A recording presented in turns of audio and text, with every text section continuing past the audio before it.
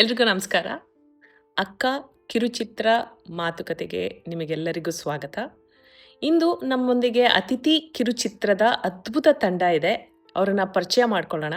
ಅವರ ಪಯಣ, ಸಿನಿಮಾ, ಕನ್ನಡ ಮತ್ತು ಅವರ ಕನಸುಗಳ ಬಗ್ಗೆ ಮಾತಾಡೋಣ. ನಿಮಗೆಲ್ಲರಿಗೂ ಮತ್ತೊಮ್ಮೆ ನಮ್ಮ ಕಾರ್ಯಕ್ರಮಕ್ಕೆ ಸ್ವಾಗತ. ನನ್ನ ಮೊದಲನೇ ಪ್ರಶ್ನೆ ನಮ್ಮ ಡೈರೆಕ್ಟರ್, ಅವರದೇ ಕತೆ ಇದು, ಹರೀಶ್ ಕೃಷ್ಣಪ್ಪ ಅವರಿಗೆ. ನಮಸ್ಕಾರ, ನನ್ನ ಹೆಸರು ಹರೀಶ ಕೃಷ್ಣಪ್ಪ ಅಂತ, ಅತಿಥಿ ಕಿರುಚಿತ್ರದ ನಿರ್ದೇಶಕ. ನಾನು ಪ್ರಸ್ತುತ ಮಿನಸೋಟದಲ್ಲಿದ್ದೇನೆ. ನಾನು ಮೂಲತಃ ಕರ್ನಾಟಕದ ದೊಡ್ಡಬಳ್ಳಾಪುರದವನು. ನಾವು ಯಾವುದೇ ಕಥೆನ ಬರಿಬೇಕಾದ್ರೆ ನಮಗೆ ಎಲ್ಲೋ ಕೇಳಿದ್ವಿ, ಎಲ್ಲೋ ನೋಡಿದ್ವಿ, ಅಥವಾ ಯಾರನ್ನೋ ಮಾತಾಡಿಸ್ಬೇಕಾದ್ರೆ ಆಯಿತು, ಅಥವಾ ಅದು ನನ್ನ ಜೀವನದಲ್ಲಿ ನಡೀತು, ಅಥವಾ ಬೇರೆಯವ್ರ ಜೀವನದಲ್ಲಿ ನಡೀತು, ನನ್ನ ಸ್ನೇಹಿತನ ಜೀವನದಲ್ಲಿ ನಡೀತು, ಆ ಥರನೇ ಕತೆ ಹುಟ್ಟೋದು. ಸೊ ಈ ಅತಿಥಿ ಕತೆ ಹೇಗೆ ಹುಟ್ಟಿತು? ಈ ಕತೆ ಹೇಳಬೇಕು ಅನ್ನೋ ಆಲೋಚನೆ ನಿಮಗೆ ಹೇಗೆ ಬಂತು? ಇದು ಉತ್ತಮವಾದ ಪ್ರಶ್ನೆ. ಕತೆ ಹೇಗೆ ಹುಟ್ಟಿತು? ಇದು ಹುಟ್ಟಿದ್ದು ಕೋವಿಡ್ ಟೈಮಲ್ಲಿ. ಆವಾಗ ನಾನು ಭಾರತದಲ್ಲಿದ್ದೆ.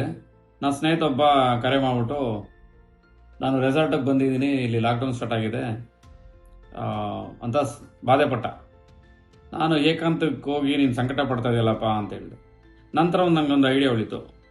ಆ ರೆಸಾರ್ಟ್ಗೆ ಒಬ್ಬ ಅನಿರೀಕ್ಷಿತ ಅತಿಥಿ ಹೋಗಿ ಹೋದಾಗ ನನ್ನ ಸ್ನೇಹಿತರ ಪ್ರತಿಕ್ರಿಯೆ ಹೇಗಿರುತ್ತೆ, ಮುಖ್ಯವಾಗಿ ಸ್ನೇಹಿತನ ಹೆಂಡತಿಯ ಪ್ರತಿಕ್ರಿಯೆ ಹೇಗಿರುತ್ತೆ, ಅವಳ ಭಾವನೆಗಳೇನಿರುತ್ತೆ, ಹೇಗಿರುತ್ತೆ, ಮತ್ತೆ ಆ ಅನಿರೀಕ್ಷಿತ ಅತಿಥಿಯಿಂದ ಅಪಾಯಕಾರಿಯಾದ ಯಾವ್ದಾದ್ರು ಸನ್ನಿವೇಶ ಬಂದರೆ ಅವರ ಪ್ರತಿಕ್ರಿಯೆಗಳು ಹೇಗಿರುತ್ತೆ ಅನ್ನೋ ಥಾಟು ತಲೆಯಲ್ಲಿ ಬಂತು.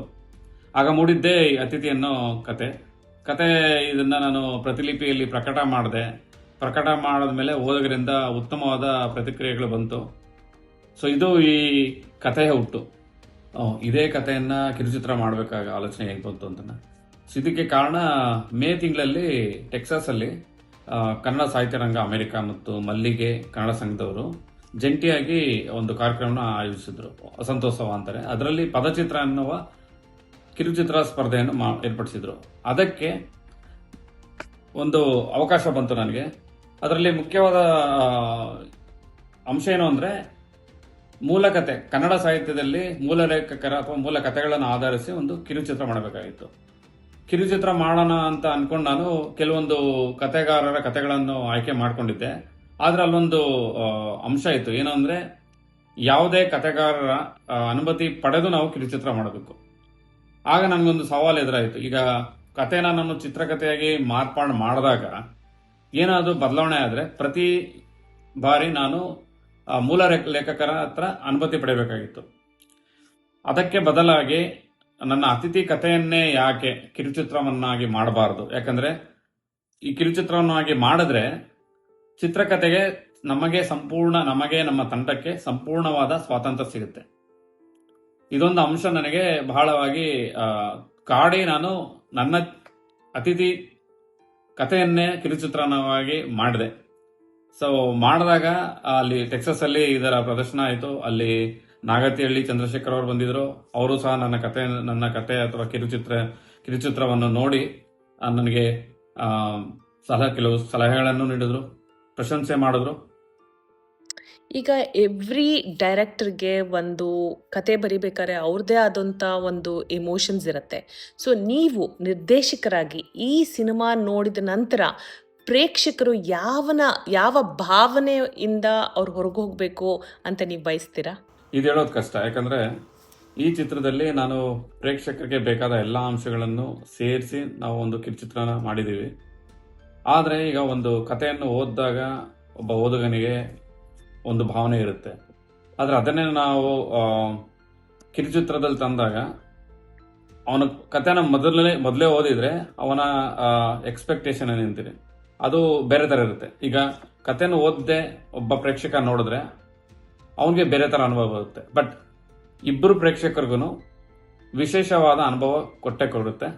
ಕೊನೆಗೆ ಅವ್ರಿಗೆ ಆಶ್ಚರ್ಯ ಸಿಗೋದಂತೂ ಖಂಡಿತ. ನನ್ನ ಪ್ರಕಾರ ಪ್ರೇಕ್ಷಕರಿಗೆ ಇದು ಇಷ್ಟ ಆಗುತ್ತೆ ಅನ್ಕೊಂತೀನಿ. ಯಾವುದೇ ಕಥೆನಾದ್ರೂ ಅದನ್ನು ಚಿತ್ರಕಥೆ ಮಾಡಿ ನಾವು ಒಂದು ಕಿರುಚಿತ್ರವನ್ನಾಗಿ ಬಿಡುಗಡೆ ಮಾಡೋದು ಇಟ್ ಇಸ್ ಅ ಸವಾಲೇ ಸರಿ. ಸೊ ಈ ಅತಿಥಿ ಕಥೆಯನ್ನು ತೆರೆಗೆ ತರುವಲ್ಲಿ ನೀವು ಹೆದರಿಸಿದಂಥ ದೊಡ್ಡ ಚಾಲೆಂಜ್ ಯಾವುದು? ಈ ಕಿರುಚಿತ್ರವನ್ನು ಮಾಡಬೇಕಾದ್ರೆ ಹಲವಾರು ಚಾಲೆಂಜಸ್ಸು, ಸವಾಲುಗಳು ಅನುಭವಿಸಿದ್ವಿ. ಅದರಲ್ಲಿ ಮೊದಲನೇದಾಗಿ ಈ ಕತೆ ನಾನು ಬರೆದಿದ್ದು ಭಾರತದ ಪರಿಸರದ ಅನುಸಾರವಾಗಿ. ಆದರೆ ಇಲ್ಲಿ ನಾವು ಮಾಡಬೇಕಾಗಿರೋದು ಅಮೆರಿಕಾದಲ್ಲಿ, ಅದರಲ್ಲೂ ಮಿನಸೋಟಾ ದ ಪರಿಸರದಲ್ಲಿ ನಾನು ಈ ಕಥೆನ ಚಿತ್ರೀಕರಣ ಮಾಡಬೇಕಾಯಿತು. ಅದಕ್ಕೋಸ್ಕರ ನಾನು ಚಿತ್ರಕಥೆಯನ್ನು ಹಲವಾರು ಬಾರಿ ಬದಲಾವಣೆ ಮಾಡಿಸಿದ್ದೀನಿ ಪಣೀಶ್ ಅವ್ರ ಕೈಯಲ್ಲಿ. ಅದೊಂದು ಚಾಲೆಂಜು. ಚಾಲೆಂಜ್ ಅನಿಸ್ತು ಎಡಿಟಿಂಗ್ ಟೈಮಲ್ಲಿ. ಸಾಕಷ್ಟು ಬದಲಾವಣೆ ಮಾಡಬೇಕಾಗುತ್ತೆ ಆಯಿತು. ರೆಕಾರ್ಡಿಂಗ್ ಮಾಡಿದ್ವಿ, ಕೆಲವೊಮ್ಮೆ ಡಬ್ಬಿಂಗ್ ಎಲ್ಲ ಮಾಡಿದ್ವಿ, ಕೆಲವೊಂದು ಬಾರಿ ನಾವು ಬ್ಯಾಕ್ಗ್ರೌಂಡ್ ಮ್ಯೂಸಿಕ್ ಎಲ್ಲ ಚೇಂಜ್ ಮಾಡಿದ್ವಿ. ಇದಕ್ಕೆ ಸಾಕಷ್ಟು ಸಮಯ ತಗೊಂತು. 3 ವಾರದ ಕಿರುಚಿತ್ರದ ಚಿತ್ರೀಕರಣದ ಸಮಯದಲ್ಲಿ ನಾವು ಚಿತ್ರೀಕರಣ ಮಾಡಿದ್ದು ಬರೀ 1 ವಾರ. ಉಳಿದ 2 ವಾರ ನಾವು ಬರೀ ಎಡಿಟಿಂಗಲ್ಲೇ ನಾವು ಕಾಲ ಕಳೆದ್ವಿ. ಸೊ ಅದೊಂದು ದೊಡ್ಡ ಚಾಲೆಂಜು.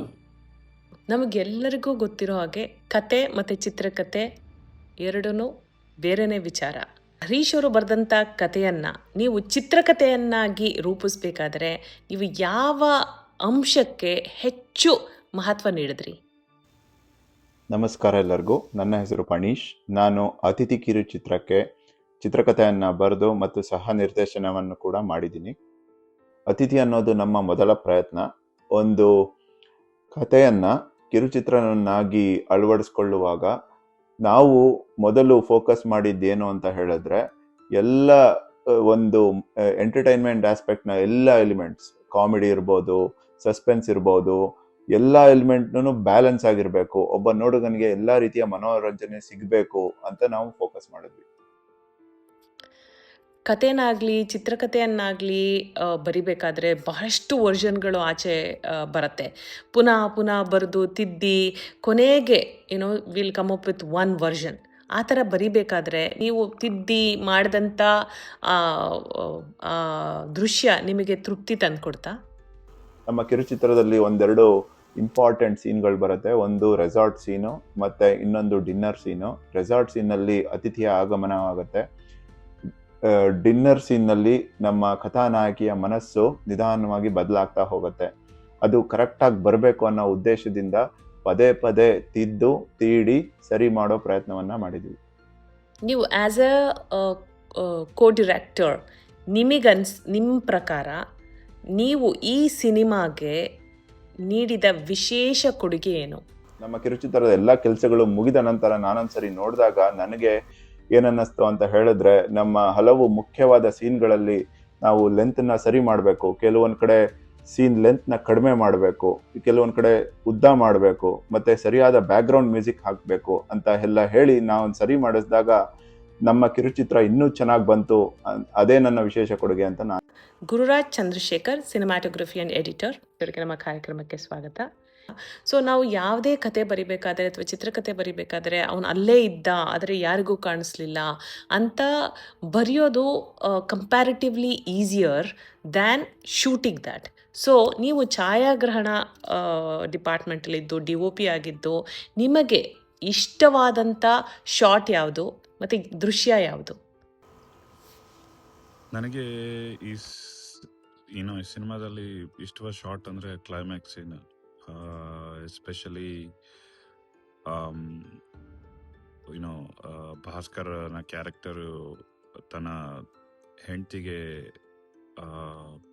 ಬ್ಯಾಕ್ಗ್ರೌಂಡ್ ಎಲ್ಲ ಹೇಳಿ ನಂತರ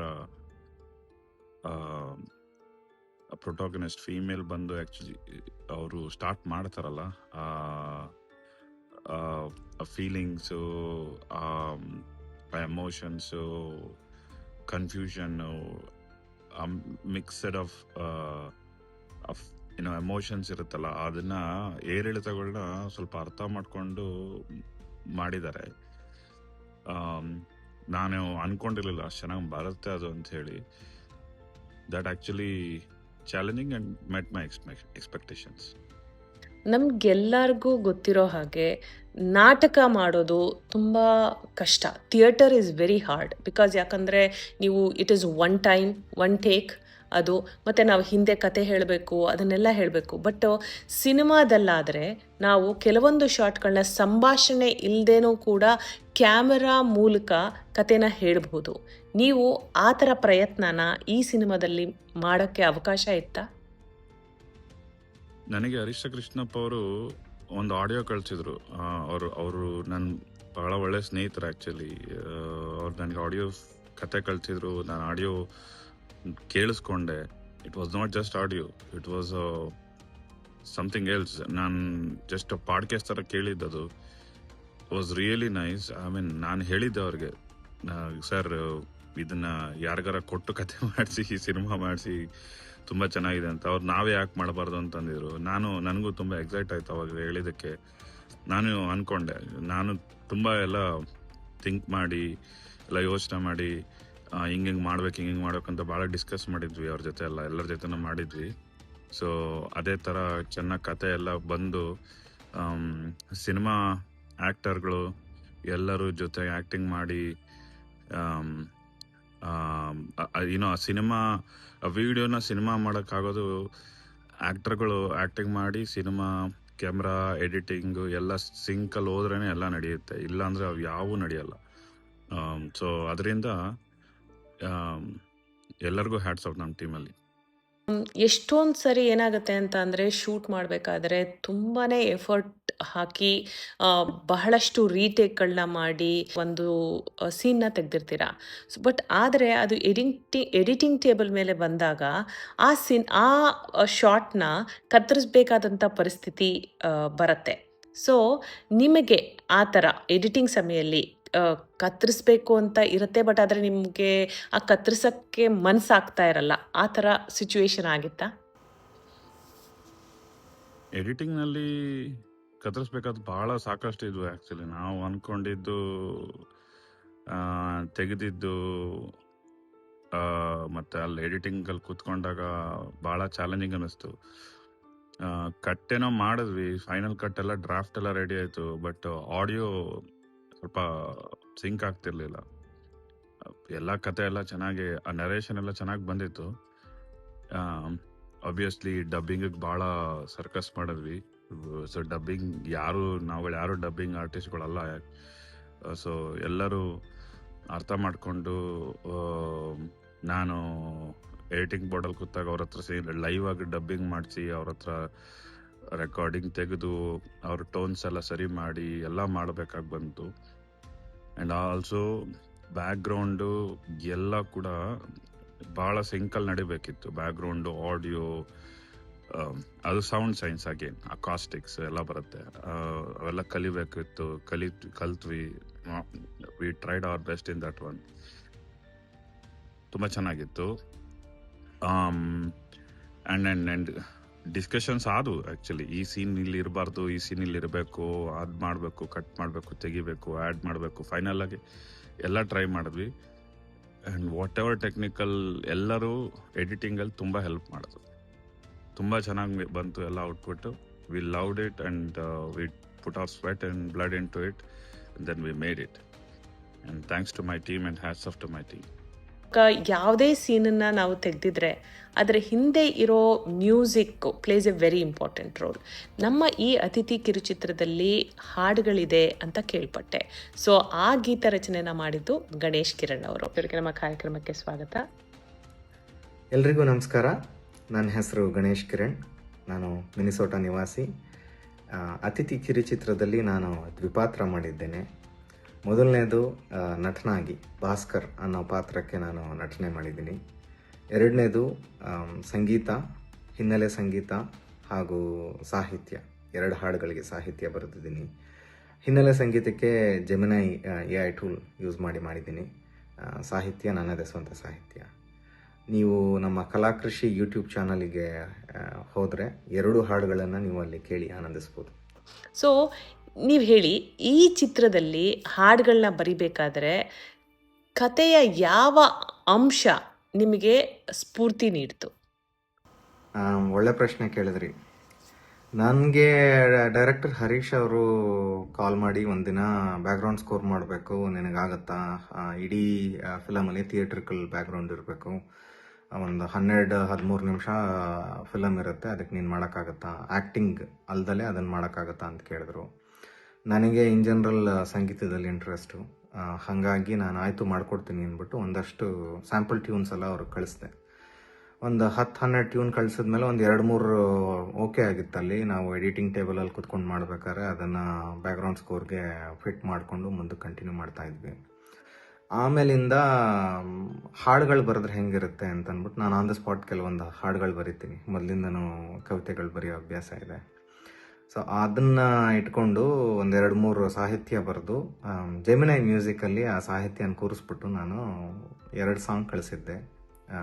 ಹರೀಶ್ ಅವ್ರಿಗೆ, ಗುರು ಅವ್ರಿಗೆ ಮತ್ತು ಪಣೀಶ್, ಇಡೀ ಟೀಮ್ ಅವರು ಎಲ್ಲರೂ ಅದನ್ನು ಕೇಳಿದರು. ಫಸ್ಟ್ ರಿಯಾಕ್ಷನ್ನು ಅಷ್ಟೇನು ಬಂದಿರಲಿಲ್ಲ. ಆಮೇಲಿಂದ ಒಂದು ವಾರ ಆದಮೇಲೆ ಹರೀಶ್ ಅವರು ಯಾವಾಗಲೂ ಆ ಸಾಂಗ್ ಗುನುಗ್ತಿದ್ರು. ಒಂದು ಕಾಫಿ ಸಾಂಗ್ ಬರೆದಿದ್ದೆ ಅವರಿಬ್ಬರದು ಡ್ಯೂಯಟ್ ಆಗಿ ಬರೋದಕ್ಕೆ. ಮತ್ತು ಇನ್ನೊಂದು ತುಂಬಾ ನನಗೆ ಮನಸ್ಸಿಗೆ ಹತ್ತಿರವಾಗಿದ್ದು ಸಿಗದ ಕಥೆ ಅಂದ್ಬಿಟ್ಟು ಒಂದು ಪ್ಯಾಥೋ ಸಾಂಗ್ ಬರುತ್ತೆ. ಈ ಕ್ಯಾರೆಕ್ಟ್ರು 3 ಕ್ಯಾರೆಕ್ಟರ್ದು ಎಲ್ಲ ನಿಮಗೆ ಸೀಕ್ವೆನ್ಸಸ್ ಎಲ್ಲ ಬಿಲ್ಡ್ ಆದಮೇಲೆ ಅವ್ರದ್ದೊಂದು ಟರ್ನಿಂಗ್ ಪಾಯಿಂಟ್ ಬರುತ್ತೆ ಫಿಲಮಲ್ಲಿ. ಅದು ಫಿಲಮ್ ನೋಡಿದಾಗಲೇ ಗೊತ್ತಾಗುತ್ತೆ. ಆ ಟರ್ನಿಂಗ್ ಪಾಯಿಂಟ್ಗೆ ಒಂದು ಪ್ಯಾಥೋ ಸಾಂಗ್ ಬೇಕಿತ್ತು, ತುಂಬ ಎಮೋಷನ್ಸ್ ಇರೋದು. ಸೊ ಅದಕ್ಕೆ ಬರೆದಿದ್ದು ಸಾಹಿತ್ಯ ನನಗೆ ತುಂಬಾ ಚೆನ್ನಾಗಿ ಇಷ್ಟ ಆಯಿತು. ಅದಕ್ಕೆ ತುಂಬ ರಿವ್ಯೂಸ್ ಬಂತು ಟೀಮಿಂದ, ಏನಕ್ಕೆ ಇದೇ ಥರ ಬರೆದಿದ್ಯಾ, ಈ ಪದಗಳು ಏನಕ್ಕೆ ನೀನು ಅಲ್ಲಿ ಯೂಸ್ ಮಾಡಿದ್ಯಾ, ಈ ಕಥೆಯಲ್ಲಿ ಅದಕ್ಕೆ ಅದಕ್ಕೆ ಪ್ರಾಮುಖ್ಯತೆ ಇದೆ ಅಂತೆಲ್ಲ. ಈ ಡಿಸ್ಕಷನ್ಸ್ ತುಂಬ ಹೆಲ್ಪ್ ಆಯಿತು ನನಗೆ. ಲೈಕ್ ನಿಮ್ಗೆ ಫೀಡ್ಬ್ಯಾಕ್ ಬಂದಾಗ ನಿಮ್ಗೆ ಇನ್ನೂ ಎನರ್ಜಿ ಇರುತ್ತೆ, ಇನ್ನೂ ಇಂಪ್ರೂವೈಸ್ ಮಾಡೋಣ, ಇನ್ನೊಂದಷ್ಟು ಚೆನ್ನಾಗಿ ಮಾಡೋಣ ಅನ್ನೋದೆಲ್ಲ ಇರುತ್ತೆ. ಸೊ ಹಾಗಾಗಿ ಒಳ್ಳೆ ಎಕ್ಸ್ಪೀರಿಯನ್ಸ್ ನನಗೆ. ಹರೀಶ್ ಅವರು ಮುಂದಿನ ಅಪಾರ್ಚುನಿಟಿನಲ್ಲೂ ನನಗೆ ಮ್ಯೂಸಿಕ್ ಮಾಡೋಕ್ಕೆ ಕೊಡ್ತಾರೆ ಅಂತ ಅಂದ್ಕೊಂಡಿದ್ದೀನಿ. Was over all good experience. ನೀವು ಲಿರಿಸಿಸ್ಟ್ ಆಗಿದ್ರಿ, ಪ್ಲಸ್ ಆ್ಯಕ್ಟ್ ಕೂಡ ಮಾಡಿದ್ರಿ. ಸೊ ನಟನಾಗಿ ಮತ್ತು ಗೀತರಚನಾಕಾರನಾಗಿ ಯಾವ ಜವಾಬ್ದಾರಿ ನಿಮಗೆ ಹೆಚ್ಚು ಕಷ್ಟ ಅನ್ನಿಸ್ತು? ಇದು ಉತ್ತರ ಈಸಿ. ಐ ಥಿಂಕ್ ಆ್ಯಕ್ಟಿಂಗಿಂತ ಡಬ್ಬಿಂಗ್ ಜಾಸ್ತಿ ಚಾಲೆಂಜಿಂಗ್ ಅಂತ ಅನಿಸ್ತು ನನಗೆ. ಮ್ಯೂಸಿಕ್ ನಾನು ಸಾಹಿತ್ಯ ಮೊದಲಿಂದ ಬರೀತಿದ್ದೆ, ಮತ್ತು ಟ್ಯೂನು ತುಂಬಾ ಹಾಡುಗಳು ಕೇಳಿದ್ದೀನಿ. ಸೊ ಹಾಗಾಗಿ ಅದು ಬೇಗ ವರ್ಕ್ ಆಯಿತು ಅಂತ ಅನಿಸ್ತು. ಬಟ್ ಆ್ಯಕ್ಟಿಂಗು ಬೇಗ ಮುಗಿಸ್ಬಿಟ್ವಿ, ಯಾಕಂದರೆ ನಮಗೆ ರೀಟೇಕ್ಸ್ ಜಾಸ್ತಿ ಆಗ್ತಿರಲ್ಲ. Unless there is big mistake ಆಗಿದೆ ಅಥವಾ ಸೀಕ್ವೆನ್ಸ್ ಪೂರ್ತಿ ಸರಿಗೆ ಬಂದಿಲ್ಲ ಅಂತ ಅನ್ಸಿದ್ರೆ ಮಾತ್ರ ರೀಟೇಕ್ಸ್ ಆಗ್ತಿತ್ತು. ಬಟ್ ಡಬ್ಬಿಂಗ್ ಕೂತಾಗಲೇ ಗೊತ್ತಾಗಿದ್ದು ನಾವು ಅಲ್ಲಿ ಏನು ಮಾಡಿದ್ದೀವಿ, ಅದು ಪರದೆ ಮೇಲೆ ಹೆಂಗೆ ಬರುತ್ತೆ ಅಂತ ಗೊತ್ತಾದಾಗ ಒಂದೊಂದು ಪದಕ್ಕೂ ಕೂರಿಸ್ಬೇಕಲ್ಲಿ ಡಬ್ಬಿಂಗಲ್ಲಿ ಕೂತ್ಕೊಂಡು, ಮತ್ತೆ ಡೈಲಾಗ್ಸ್ನ ಹಾಪಿಸ್ಕೊಂಡು. ಕೆಲವೊಂದು ಕಡೆ ನಿಮಗೆ ಆಡಿಯೋ ವಿಡಿಯೋ ವಿಜುವಲ್ಸ್ ಕೂರ್ತಿರ್ಲಿಲ್ಲ, ಮತ್ತು ಡೈಲಾಗ್ಸ್ ರೀರೈಟ್ ಮಾಡಿ ಅದನ್ನು ಲಿಪ್ ಸಿಂಕ್ಗೆ ಮತ್ತೆ ಮಾಡಿ ಸುಮಾರು ಎಫರ್ಟ್ ಆಯಿತು. ಒಳ್ಳೆ ಟೆಕ್ನಿಕಲ್ ಲರ್ನಿಂಗ್ ಅದು. ಐ ಥಿಂಕ್ ನೆಕ್ಸ್ಟ್ ಅಟೆಂಪ್ಟ್ ಮಾಡಿದಾಗ ನಮಗೆ ಒಂದಷ್ಟು ಒಳ್ಳೆ ಎಕ್ಸ್ಪೀರಿಯನ್ಸಸ್ ಇದೆ. ಈಗ ತಿಳ್ಕೊಂಡಿದ್ದೀವಿ ಏನೇನು ತಪ್ಪಾಗುತ್ತೆ, ಶೂಟಿಂಗ್ ಟೈಮಲ್ಲಿ ಏನು ಸರಿ ಮಾಡ್ಕೋಬೇಕು, ಡಬ್ಬಿಂಗ್ ಟೈಮಲ್ಲಿ ಹೆಂಗೆ ಮಾಡಬೇಕು. ಸೊ ಒಂದು ಸಿನಿಮ್ಯಾಟಿಕ್ ಗ್ರೇಡ್ ಬರಬೇಕು ಅಂದರೆ ಏನು ಮಾಡಿದ್ರೆ ವರ್ಕ್ ಆಗುತ್ತೆ ಅನ್ನೋದು ಗೊತ್ತಾಯಿತು. I think biggest lesson learning ನನ್ನ ಪ್ರಕಾರ ಈ ಮೂವಿಲಿ ಆ್ಯಕ್ಟ್ ಮಾಡಿದ್ದಕ್ಕೆ ಎಕ್ಸ್ಪೀರಿಯನ್ಸ್ ಅದೇನೆ. ಒಂದು ಫಿಲಮ್ ಅಂದರೆ ಏನೇನು ಕೆಲಸ ಇರುತ್ತೆ, ಅದಕ್ಕೆ ಹೆಂಗೆ ವರ್ಕ್ ಮಾಡ್ಬೋದು, ಹೆಂಗೆ ಇಂಪ್ರೂವೈಸ್ ಮಾಡ್ಬೋದು, ಮತ್ತು ಒಳ್ಳೆ ಟೀಮ್ ಇದ್ದರೆ ಅದನ್ನು ಹೆಂಗೆ ಎಕ್ಸಿಕ್ಯೂಟ್ ಮಾಡ್ಬೋದು. ಎಲ್ಲರಿಗೂ ಪೇಷನ್ಸ್ ಲಾಸ್ಟ್ ಪಾಯಿಂಟಲ್ಲಿ ಇದ್ದಾಗಲೂ ಇಲ್ಲ ಇದೊಂದು ಚೂರು ಮಾಡೋಣ, ಇದು ಕರೆಕ್ಟಾಗಿ ಬರ್ತಿಲ್ಲ, ಐ ಥಿಂಕ್ ಅಲ್ಲಿ ಲಿಪ್ ಸಿಂಕ್ ಆಗಿಲ್ಲ ಅನಿಸುತ್ತೆ, ಮತ್ತೆ ಇನ್ನೊಂದ್ಸಲ ರೀಟೇಕ್ ಮಾಡೋಣ. ಕೆಲವೊಂದು ಡೈಲಾಗ್ಸ್ ಎಲ್ಲ ನಾನು, ಶಶಿ ಮತ್ತು ಭಾವನಾ ಕ್ಯಾರೆಕ್ಟರ್ ನನ್ನ ಹೆಂಡತಿನೇ ಮಾಡಿರೋದು, ಶ್ರೀಲಕ್ಷ್ಮಿ. ಅಲ್ಲಿ ಮಾಡಿದಾಗ 3 ಜನದ್ದು ಒಟ್ಟಿಗೆ ಕಾನ್ವರ್ಸೇಷನ್ಸ್ ಬರೋದು. ಸೊ ಮೂರು ಜನದ್ದು ರೀಟೇಕ್ ಆಗಬೇಕು. ಯಾರು ಒಬ್ಬರು ತಪ್ಪು ಮಾಡೋದು 3 ಜನನೂ ಮಾಡಬೇಕು. ಆ ಥರ ಸಿಕ್ಕಾಬಡೆ ಕಾಫಿ ಬ್ರೇಕ್ಸ್ ಆಗಿದೆ. ಥ್ಯಾಂಕ್ಸ್ ಟು ಹರೀಶ್ ಅವ್ರ ವೈಫ್ ಉಮಾ ಅವರು, ನಮ್ಮ ಮೂವಿ ಪ್ರೊಡ್ಯೂಸರ್ ಅವರು. So over all great team effort. ಈ ಥರ ಟೀಮ್ ಇದ್ದರೆ ನಿಮಗೆ ಎಷ್ಟು ಕೆಲಸ ಮಾಡ್ತಿದ್ರು ನಿಮಗೆ ಓಕೆ ಇನ್ನೊಂದಷ್ಟು ಮಾಡೋಣ ಅನ್ನೋದು ಮೋಟಿವೇಶನ್ ಇದ್ದೇ ಇರುತ್ತೆ. So for that I am thankful. ಪ್ರೇಕ್ಷಕರು ನಿಮ್ಮ ಹಾಡನ್ನು ಕೇಳಿದಾಗ ಅವರು ಯಾವ ಭಾವನೆಯನ್ನು ಅನುಭವಿಸ್ಬೇಕು ಅಂತ ನೀವು ಅವ್ರ ಹತ್ರ ನಿರೀಕ್ಷಿಸ್ತೀರಾ? ಒಳ್ಳೆ ಇಂಟ್ರೆಸ್ಟಿಂಗ್ ಕ್ವಶನ್ ಇದು. ನಾನು ಮೊದಲು ಬರೀಬೇಕಾದ್ರೆ ನನಗೆ ಒಂದು ಹ್ಯಾಪಿ ಸಾಂಗ್ ಮಾಡಬೇಕು ಅಂತಿತ್ತು, ರೊಮ್ಯಾಂಟಿಕ್ ಡ್ಯುಯೆಟ್ ಸಾಂಗು. ಇನ್ನೊಂದು ಪ್ಯಾಥೋ ಸಾಂಗ್ ಅಂತ. ಆ್ಯಕ್ಚುಲಿ 3 ಸಾಂಗ್ ಮಾಡಿದ್ವಿ, 2 ಯೂಸ್ ಮಾಡಿದ್ವಿ. ಟೈಮ್ ಲಿಮಿಟಿಂದ. ಸೊ ಮೊದಲನೇದು ರೊಮ್ಯಾಂಟಿಕ್ ಸಾಂಗ್ ಮಾಡ್ಬೇಕಾದ್ರೆ ನೀವು ಅಬ್ಸರ್ವ್ ಮಾಡಿದ್ರೆ ನಮ್ಮ ಪೋಸ್ಟರಲ್ಲಿ ನಾವು ಅತಿಥಿ ಸಸ್ಪೆನ್ಸ್ ಥ್ರಿಲ್ಲರ್ ಅಂತ ಹಾಕಿದ್ವಿ. ಸೊ ಕಥೆನಲ್ಲಿ ಸುಮಾರು ಶಾಕಿಂಗ್ ಇನ್ಸಿಡೆಂಟ್ಸ್ ಬರ್ತಿರುತ್ತೆ, ಬೇರೆ ಬೇರೆ ಟರ್ನ್ಸ್ ತಗೋತಿರುತ್ತೆ. ಸೊ ಆ ಟೈಮಲ್ಲಿ ಆಡಿಯನ್ಸ್ನ ರಿಫ್ರೆಶ್ ಮಾಡೋದಕ್ಕೆ ಅಂತ ಅಂದ್ಬಿಟ್ಟು ಈ ರೊಮ್ಯಾಂಟಿಕ್ ಡ್ಯುಯೆಟ್ ಸಾಂಗ್ ಅಂತ ತೊಗೊಂಬಂದಿದ್ದು. ಅವರು ಎಲ್ಲೋ ಒಂದು ಕಡೆ ಹೋಗಿ ಅವರು ಖುಷಿಯಾಗಿ ಇರ್ತಾರೆ ಅನ್ನೋದೊಂದು ಬ್ಯಾಕ್ ಡ್ರಾಪ್ಗೆ ಈ ಹಾಡನ್ನ ತೊಗೊಂಬಂದು ಮಾಡಿದ್ದು. ಅದೇ ಕಾಫಿ ಸಾಂಗ್. ಆ ಸಾಂಗ್ ತುಂಬ ಚೆನ್ನಾಗಿ ವರ್ಕ್ ಆಯಿತು. ಎಷ್ಟರ ಮಟ್ಟಕ್ಕೆ ಅಂದರೆ ಅದನ್ನು ಹೇಳಿದ ನಮ್ಮ ಡೈರೆಕ್ಟ್ರು ಅದನ್ನು ಹಮ್ ಮಾಡ್ತಿದ್ರು. ನನ್ನ ಮಗ ಅದನ್ನು ಹೇಳೋಕ್ಕೆ ಶುರು ಮಾಡ್ದ. ಅವನಿಗಿನ್ನ 4 ವರ್ಷ. ಅವನು ಟ್ಯೂನು ತುಂಬ ಕ್ಯಾಚಿ ಆಗಿತ್ತು ಅದು. ಸೊ ಅದು ಚೆನ್ನಾಗಿ ವರ್ಕ್ ಆಯಿತು. ಆ್ಯಂಡ್ ಲಿರಿಕ್ಸಲ್ಲಿ ಕಾಫಿ ಕಾನ್ಸೆಪ್ಟ್ ಇಟ್ಕೊಂಡು ಒಬ್ಬಳು ನಾಯಕಿನ ಹೆಂಗೆ ವರ್ಣಿಸ್ಬೋದು ಅನ್ನೋದನ್ನು ಅಲ್ಲಿ ತೋರಿಸಿ ಮಾಡಿದ್ದು ಆ ಸಾಂಗಲ್ಲಿ. ಯೂಟ್ಯೂಬಲ್ಲಿ ಸಾಂಗ್ ಇದೆ, ಅದನ್ನು ನೀವು ನೋಡ್ಬೋದು ನಮ್ಮ ಕಲಾಕೃಷಿ ಕ್ರಿಯೇಷನ್ಸ್ ಚಾನಲಲ್ಲಿ ಹೋದರೆ. ಎರಡನೇದು ಪ್ಯಾಥೋ ಸಾಂಗ್. ನಾನು ಆಗಲೇ ಹೇಳ್ದಂಗೆ ಪ್ಯಾಥೋ ಸಾಂಗಲ್ಲಿ ತುಂಬಾ ಭಾವನೆ ತುಂಬಬೇಕು ಅನ್ನೋದಿತ್ತು ನನಗೆ. ಆಡಿಯನ್ಸ್ ಕನೆಕ್ಟ್ ಆಗಬೇಕು. ಅದುವರೆಗೂ ಅವ್ರ ಕತೆ ಏನಾಗ್ತಿದೆ ಅನ್ನೋದಕ್ಕಿಂತ ಕ್ಲೈಮ್ಯಾಕ್ಸಿಗೆ ಮುಂಚೆ ಬರುತ್ತಿದ್ದು. ಸೊ ಆಡಿಯನ್ಸು ಫಿಲಮ್ ಏನು ನಡೀತಿದೆ, ಏನಾಗ್ತಿದೆ, ಒಬ್ಬೊಬ್ರಿಗೆ ಬೇರೆ ಬೇರೆ ಪಾಯಿಂಟ್ ಆಫ್ ವ್ಯೂಯಿಂದ ಏನೇನು ನಡೀತಿದೆ ಅನ್ನೋದು ಆ ಸಾಂಗಲ್ಲಿ ಗೊತ್ತಾಗಬೇಕು ಅಂತಂದ್ಬಿಟ್ಟು ಮಾಡಿದ್ವಿ. ನಾವಿಲ್ಲಿ ಒಂದಷ್ಟು ಟೆಕ್ಸಾಸ್ ನಮ್ಮದು ಶೋ ಆದಮೇಲೆ ಇಲ್ಲಿ ಬಂದು ಮಿನಿಸೋಟಾದಲ್ಲಿ ನಾವು ಲೋಕಲ್ ಸ್ಕ್ರೀನಿಂಗ್ಸ್ ಅರೇಂಜ್ ಮಾಡಿದ್ವಿ. ಒಂದು 5-6 ಕಡೆ ಲೋಕಲ್ ಸ್ಕ್ರೀನಿಂಗ್ಸ್ ಮಾಡಿದ್ವಿ. ಅಲ್ಲಿ ಒಂದು ಎಕ್ಸ್ಪೀರಿಯನ್ಸ್ ಹೇಳ್ಕೊಳ್ಳೇಬೇಕು ನಾನು. ಒಂದು 20-25 ಜನ ಅಲ್ಲಿ ಬಂದು ಮೂವಿ ನೋಡ್ತಾಯಿದ್ರು. ಈ ಹಾಡು ಬಂತು. ಈ ಹಾಡು ಬಂದಾಗ ಮತ್ತು ಅಲ್ಲಿ ನಮ್ಮ ಕಥಾನಾಯಕಿ ಶ್ರೀಲಕ್ಷ್ಮಿ ಅವರು ತುಂಬ ಚೆನ್ನಾಗಿ ಆ್ಯಕ್ಟ್ ಮಾಡಿದ್ದಾರೆ. ಅಲ್ಲಿ ಎಮೋಷನ್ಸ್ ತುಂಬ್ತಾರೆ. ಅಲ್ಲಿ ಒಬ್ಬರು ತಾತ ಬಂದಿದ್ದರು ಬೆಂಗಳೂರಿಂದ. ಸುಮಾರು ಅವ್ರಿಗೆ ಒಂದು 70-75 ವಯಸ್ಸು. ಅವ್ರು ಗಳ ಅಳ್ತಿದ್ದಾರೆ ಅದರಲ್ಲಿ. ಸೊ ಅವಾಗ ವರ್ಕ್ ಆಯಿತು. ಆಡಿಯನ್ಸಿಗೆ ಕನೆಕ್ಟ್ ಆಯ್ತಿದ್ದು, ಅವ್ರ ಎಕ್ಸ್ಪೀರಿಯನ್ಸಿಗೆ ಕನೆಕ್ಟ್ ಆಯಿತು. ಇದು ಮೂವಿನಲ್ಲಿ ಎಂಡ್ ಆಫ್ ದ ಡೇ ಅದೇ ಇರೋದು, ಆಡಿಯನ್ಸ್ ಕನೆಕ್ಟ್ ಆಗಬೇಕು ನಿಮ್ಮ ಕತೆಗಾಗಲಿ, ನೀವು ಮಾಡಿರೋ ಬೇರೆ ಎಂಟರ್ಟೈನ್ಮೆಂಟ್ ಎಲಿಮೆಂಟ್ಗಾಗಿ. ಸೊ ಅದು ವರ್ಕ್ ಆಯಿತು ಅಂತ ನನ್ನ ಪರ್ಸ್ನಲ್ ಒಪಿನಿಯನ್. ಶಶಿಕುಮಾರ್, ಆಕ್ಟರ್, ನಮ್ಮ ಕಾರ್ಯಕ್ರಮಕ್ಕೆ ಸ್ವಾಗತ. ಎಲ್ರಿಗೂ ನಮಸ್ಕಾರ. ನನ್ನ ಹೆಸರು ಶಶಿಕುಮಾರ್ ಅಂತ. ನಾನು ಈ ಒಂದು ಅತಿಥಿ ಕಿರುಚಿತ್ರದಲ್ಲಿ ಪಾತ್ರವನ್ನು ನಿರ್ವಹಿಸಿದ್ದೀನಿ. ನಿಮ್ಮ ಪಾತ್ರನ ಒಂದು ವಾಕ್ಯದಲ್ಲಿ ಪರಿಚಯಿಸಬೇಕು ಅಂತ ಹೇಳಿದ್ರೆ ಹೇಗೆ ಹೇಳ್ತೀರಾ? ಈ ಒಂದು ನನ್ನ ಪಾತ್ರ ಹೇಗಿದೆ ಅಂತ ಹೇಳಿದ್ರೆ, ಈ ಚಿತ್ರದ ಟೈಟಲ್ ಏನಿದೆ ಅತಿಥಿ ಅಂತ, ಅದೇ ನನ್ನ ಪಾತ್ರ. ಸೊ ನೀವು ಕೂಡ ಊಹಿಸ್ಬೋದು ಹೇಗಿದೆ ನನ್ನ ಪಾತ್ರ ಅಂತ. ನಾವು ಏನಾದರೂ ಒಂದು ಕೆಲಸ ಮಾಡಿದಾಗ ನಮಗೆ ಒಂದಷ್ಟು ಡೂಸ್ ಆ್ಯಂಡ್ ಡೋಂಟ್ಸ್ ಅಂತ ಇರುತ್ತೆ. ಸೊ ಈ ಚಿತ್ರೀಕರಣದ ಮಾಡಾದ್ಮೇಲೂ ಕೂಡ ಅದು ನಿಮ್ಮ ಮನಸ್ಸಿನಲ್ಲಿ ಉಳಿದಂಥ ದೃಶ್ಯ ಆಗಿರಬಹುದು ಅಥವಾ ಯಾವುದಾದ್ರೂ ಒಂದು ಸನ್ನಿವೇಶ ಆಗಿರಬಹುದು, ಯಾವುದಾದ್ರೂ ಇದೆಯಾ? ಈ ಒಂದು ಶಾರ್ಟ್ ಮೂವಿ ಮಾಡಾದ್ಮೇಲೆ ಮನಸ್ಸಿಗೆ ಉಳಿದಂತಹ ಒಂದು ದೃಶ್ಯ ಅಂತ ಹೇಳಿದ್ರೆ, ನನಗೆ ಎಸ್ಪೆಷಲಿ ಹೋಟೆಲಲ್ಲಿ ಮಾಡಿದಂತಹ ಒಂದು ದೃಶ್ಯ. ಯಾಕಂತ ಹೇಳಿದ್ರೆ ಅದೊಂದು ಲೈವ್ಲಿ ಎನ್ವೈರ್ಮೆಂಟ್, ಎಲ್ಲರೂ ನೋಡ್ತಾ ಇದ್ರು. ಅದರಲ್ಲಿ ನನ್ನ ಕೆಲವರು ಫ್ರೆಂಡ್ಸ್ ಕೂಡ ಇದ್ರು. ಸೊ ಅದೊಂದು ನನಗೆ ಮೂವಿ ಅಂದರೆ ಶಾರ್ಟ್ ಮೂವಿ ಮುಗ್ದಾದ್ಮೇಲೂ ಕೂಡ ಮನಸ್ಸಲ್ಲಿ ಉಳಿದಂತಹ ಒಂದು ದೃಶ್ಯ. ಈ ದ ಎಂಟೈರ್ ಸಿನಿಮಾನ ನೀವು ಇವಾಗ ಈ ಪಾತ್ರದಲ್ಲಿರ್ಬೋದು ಅಥವಾ ಈ ದ ಹೋಲ್ ಮೂವಿ ಮೇಕಿಂಗ್ ಸಮಯದಲ್ಲಿರ್ಬೋದು, ನೀವು ವೈಯಕ್ತಿಕವಾಗಿ ಏನಾದರೂ ಕಲ್ತಿದ್ದುಂಟಾ? ಈ ಒಂದು ಶಾರ್ಟ್ ಮೂವಿಯಿಂದ ಸಾಕಷ್ಟು ಕಲ್ತಿದ್ದೀನಿ. ಏನಪ್ಪ ಅಂತ ಹೇಳಿದರೆ, ನಮ್ಮ ಡೈರೆಕ್ಟ್ರು ಹಾಗೆ ಒಂದು ಕೋ ಡೈರೆಕ್ಟ್ರು ಹರೀಶ್ ಅವರು ಮತ್ತು ಪನೀಶ್ ಅವರ ಒಂದು ಹಾರ್ಡ್ ವರ್ಕ್ ಏನಿದೆ, ಆ ಒಂದು ಇಂಟ್ರೆಸ್ಟ್ ಏನಿದೆ, ಅದು ತುಂಬ ಇನ್ಸ್ಪೈರಿಂಗ್ ಆಗಿತ್ತು.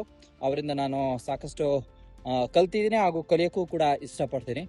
ನನಗೆ ಈ ಒಂದು ಶಾರ್ಟ್ ಮೂವಿಲಿ ಒಂದು ಅವಕಾಶವನ್ನು ಮಾಡಿಕೊಡುವಂತಹ ಎಲ್ರಿಗೂ ಕೂಡ ಧನ್ಯವಾದಗಳು. ಲಕ್ಷ್ಮೀ ಸುರೇಶ್ ಅವರಿಗೆ ನಮ್ಮ ಕಾರ್ಯಕ್ರಮಕ್ಕೆ ಸ್ವಾಗತ. ನಮಸ್ತೆ, ನಾನು ಶ್ರೀಲಕ್ಷ್ಮಿ.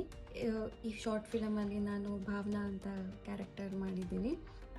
ನೀವು ಈ ಪಾತ್ರನ ಒಪ್ಕೊಳ್ಳೋಕ್ಕೆ ಏನು ಪ್ರೇರಣೆ? 2 ಸಂಗತಿ ಇದೆ. ಒಂದು, ನನಗೆ ಕತೆ ತುಂಬ ಇಷ್ಟ ಆಯಿತು. ಹರೀಶ್ ಅವರು ಸುಮಾರು 10 ಗಂಟೆ ಅನಿಸುತ್ತೆ ರಾತ್ರಿ ನಮ್ಮ ಮನೆಯವ್ರಿಗೆ ಕಾಲ್ ಮಾಡಿ, ಈ ಥರ ನಾವು ಶಾರ್ಟ್ ಫಿಲಮ್ ಮಾಡ್ತಾ ಇದ್ದೀವಿ, ಈ ಥರ ಮೇನ್ ಕ್ಯಾರೆಕ್ಟರ್ ರೋಲ್ ಇದೆ, ನಿಮ್ಮ ಮನೆಯವ್ರಿಗೆ ಹೇಳಿ ಒಪ್ಪಿಸ್ತೀಯಾ ಅಂತಂದಾಗ ಸ್ವಲ್ಪ ಭಯಪಟ್ಟಿದ್ದೆ. ಯಾಕಂದರೆ ತುಂಬ ಒಳ್ಳೆ ರೈಟರ್ ಅವರು. ಲೈಕ್ ಹೇಗೆ ಅವ್ರು ಬರೆದಿರೋ ಕ್ಯಾರೆಕ್ಟರ್ಗೆ ನನ್ನ ಹೇಗೆ ಸೆಲೆಕ್ಟ್ ಮಾಡಿದರು ಅಂತ ಮನಸ್ಸೊಳಗಡೆ ಒಂದು ಸ್ವಲ್ಪ ಥಾಟ್ಸ್ ನಡೀತಾ ಇತ್ತು. ಬಟ್ ಅವ್ರ ಕತೆ ಹೇಳಿದಾಗ ನನಗೆ ಭಾವನಾ ಕ್ಯಾರೆಕ್ಟರ್ ಕೇಳಿ ಓ ವಾವ್, ಲೈಕ್ ಒಳಗಡೆ ಎಷ್ಟು ಭಾವನೆಗಳಿದೆ ಮತ್ತು ಅವಳ ಗೊಂದಲ ಇದೆ, ಮತ್ತು ಒಳಗಡೆ ಆಂತರಿಕವಾಗಿ ಶಿ ವಾಸ್ ಫೈಟಿಂಗ್, ಅದನ್ನು ಯಾರಿಗೂ ಹೇಳೋಕ್ಕಾಗ್ತಿರ್ಲಿಲ್ಲ.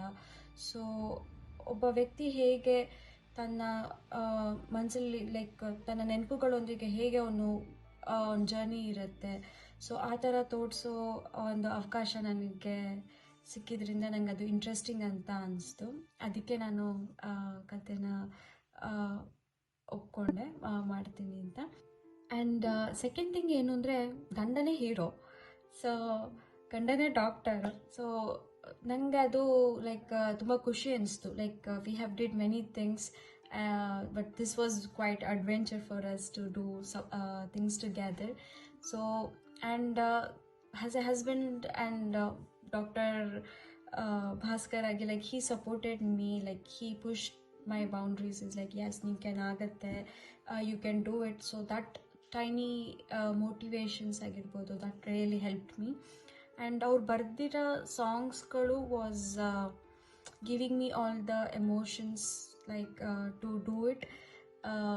I know like he is very good at writing, ಕವಿತೆ ಬರೀತಾರೆ, ರೈಟಿಂಗ್ ಸ್ಟೋರೀಸ್ ಬರೀತಾರೆ, ಮತ್ತು ಆ್ಯನಿವರ್ಸರೀಸ್, ಬರ್ಡೇಸ್ಗೆಲ್ಲ ಆಶು ಕವಿತೆ ಬರೀತಾರೆ ಅಂತ. But the way he is written song, it was so much emotional. It was like it was in my loop, like even till now, like I'll be just keep playing that song.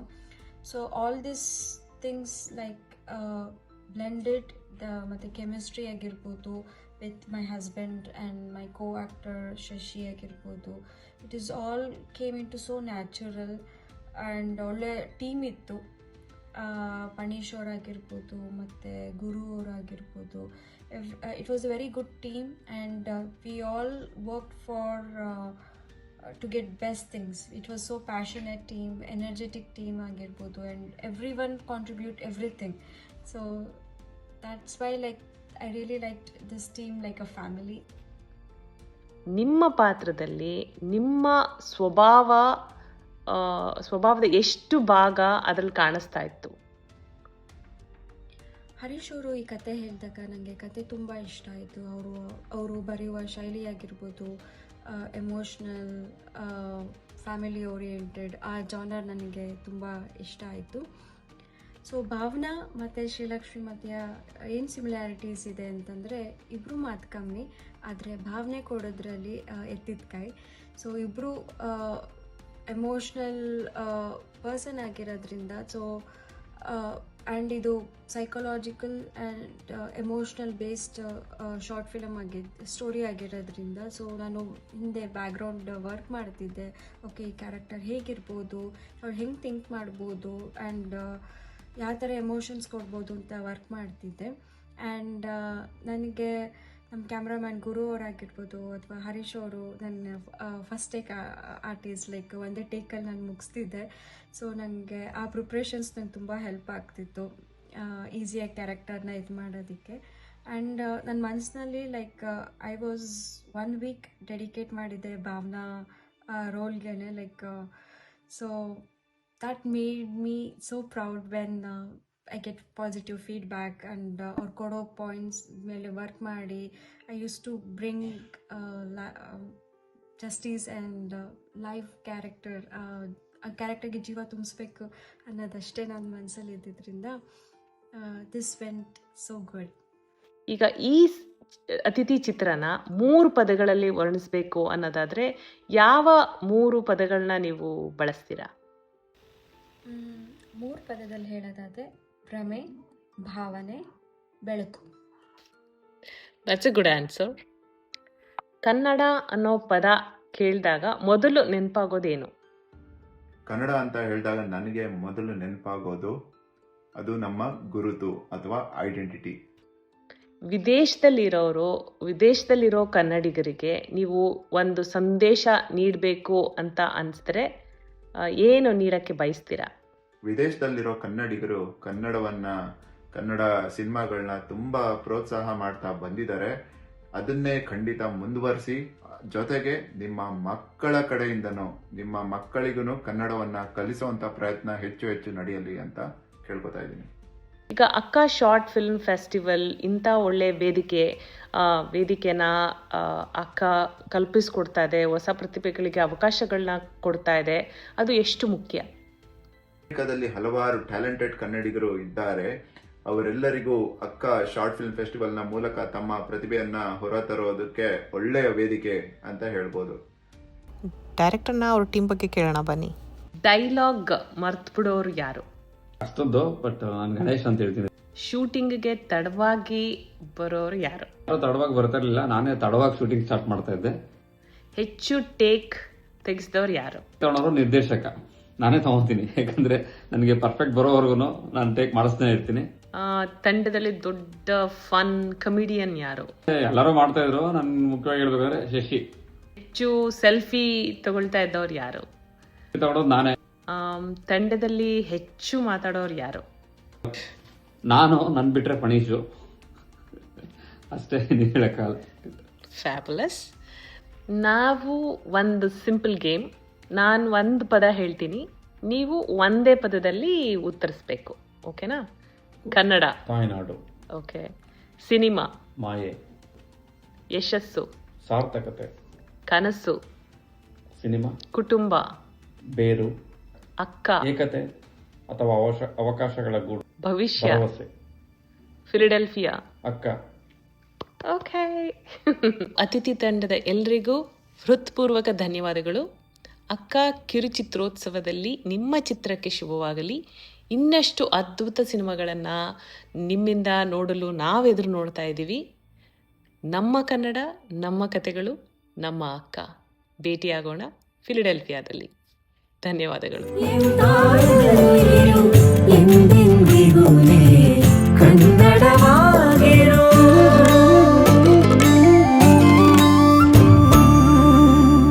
ಈ ವರ್ಷ ಸುಂದರನಗರ ಫಿಲಡೆಲ್ಫಿಯಾದಲ್ಲಿ September 4, 5 ಮತ್ತು 6ರಂದು ಅರಳುವ ಅಕ್ಕ ವಿಶ್ವ ಕನ್ನಡ ಸಮ್ಮೇಳನದ ರಜತ ಮಹೋತ್ಸವಕ್ಕೆ ತಮ್ಮೆಲ್ಲರಿಗೂ ಆತ್ಮೀಯ ಆಮಂತ್ರಣ. ನಾಡಿನ ನೆನಪುಗಳ ನಾದದಲ್ಲಿ ಮನಗಳನ್ನು ಒಂದಾಗಿಸಿ ಸಂಸ್ಕೃತಿಯ ಸುಧೆಯಲ್ಲಿ ತೇಲಿ ಜೊತೆಯಾಗಿ ಸಂಭ್ರಮಿಸೋಣ.